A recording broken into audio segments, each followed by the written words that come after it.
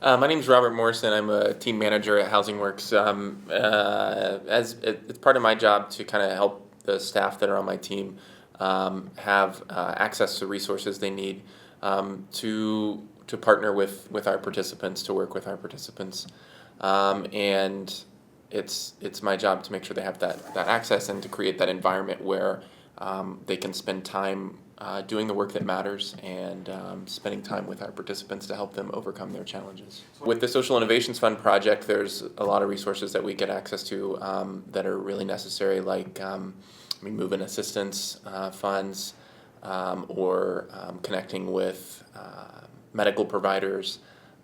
Whenever there's a problem that's particularly difficult to solve, maybe we need to bring in a team or another agency that the case manager might not be able to do on their own. We kind of serve as like a glue between a lot of different systems and agencies that are tasked with taking care of a certain part of a person's life. And so we kind of fill in all those gaps and bring them all together. And the gaps aren't the same. They're not neat, nice gaps. You have to, sometimes you have to scream and yell. Sometimes you have to ask. Sometimes you have to have a bunch of meetings to get things set up in advance. Sometimes you just get lucky and you go in or the case manager will just go in and kind of make it work. My name is Anthony Ruppin. I work for an organization called Housing Works, and I'm a case worker.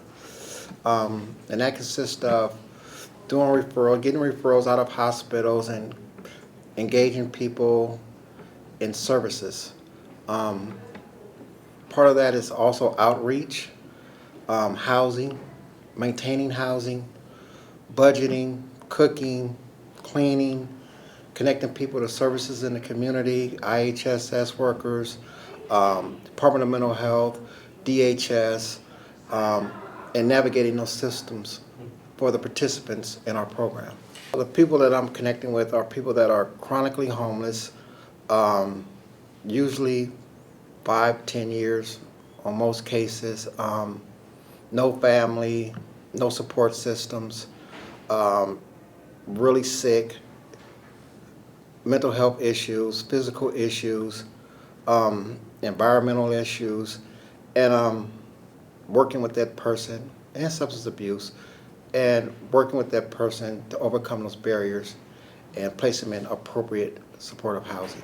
I'm Mara Falsasan from Ascensia. I'm a case manager and hospital liaison. As a case manager supervisor, I do, like Robert, I do help my team place people in housing, connect them with resources out in the community, and really make things happen, like Robert said. And with Social Innovation Fund, I've been able to make that easier. They have provided with a lot of resources that I'm able to disseminate to my case manager to make that a little bit easier for them to find what they need out in the community to be able to connect their clients with. A lot of our work is forming relationships and being a family to our clients, and the resources, we're also their family. We have to form relationships with landlords, with hospitals, as well as with the client. We are able to go in there and intervene and sober them up, so to speak. And that's the kind of work that we do on the field and on the ground level of this work that Social Innovation Fund has kind of set up for us as a goal.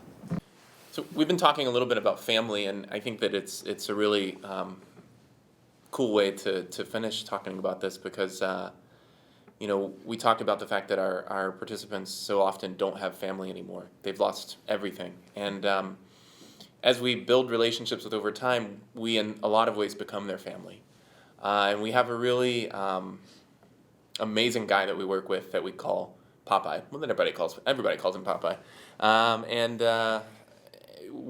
Anthony's been working with Popeye for 3 years now? About 3 years, yeah. And, we've been through a lot of things with him, and I think I'll let Anthony take over from here. Yeah, when I first met Popeye, he came through the Social Innovation Fund. It was out of a hospital. The first few times I tried to engage him, it was no. And like I was saying before, especially about the Social Innovation Fund, I was able to go out and outreach him on the streets by a bridge. And I was able to engage him and get him in the services. And over the last 3 years or so, we really bonded, and I'm his guy and he's my guy. And we got him through the medical piece, got him his SSI, got him all of these things that he needs, and placed him in housing, supportive housing. Housing Works as a staff visits Popeye probably 3 times a week, just to make sure he's okay. He calls me every day. Probably about 9 months ago, Popeye called me and said, Anthony, could you find my son for me? And I told him, yeah, I can do that for you. And I got on social media and I was able to find his son and talk to his son on social media. And his son had just had a baby, a little girl. And his son wanted to contact Popeye and have Popeye become part of his life. And I remember telling Popeye that I had found his son, and he had a granddaughter. And I just remember sitting in my car, and we cried together.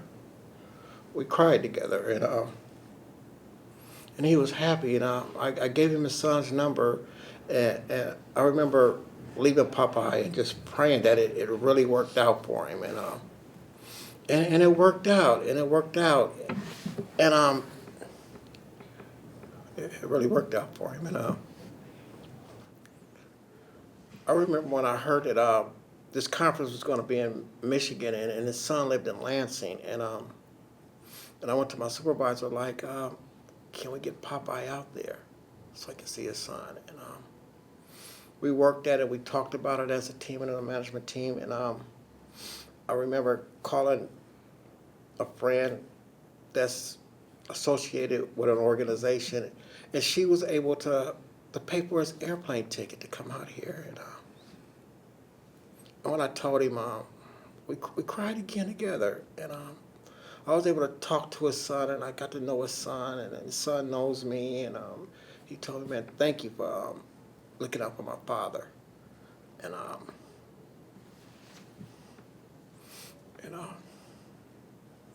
getting Popeye out here and waking him up at 2 o'clock in the morning, and he was already up and ready to go, and picked him up and got him to the airport, and we made sure he had enough money to buy his granddaughter some gifts and his son some stuff, and he went out to Lansing. He came out here with us, and I talked to him, and he's doing okay. He's doing okay. He got to meet his son after 20 years. And he got to see his granddaughter, and he's finally connected to his family. But he also cried when he left us because we were his biggest support over the last 3 years. For a long time, I think that we've asked people to show us what they can do before we do anything for them.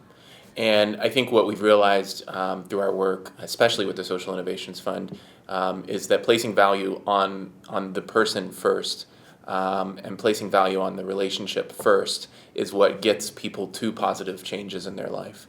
The safety and security of a stable relationship, the safety and security of a home, are what we value over the necessity to behave in a certain way or do in a certain way that we've so often asked for in the past. The Social Innovations Fund, brings together a lot of people who have been helping the same people but separately. And the Social Innovations Fund brings them together to work together towards that common goal of health for this individual who's been homeless for a lot of his life, or who's been using drugs for a lot of their life, or who's dealt with a mental illness and been stigmatized and kind of put on the outside, literally. So that's what the Social Innovations Fund does. So often what we need with these individuals is flexibility and openness, and that's what the Social Innovations Fund has helped provide for them.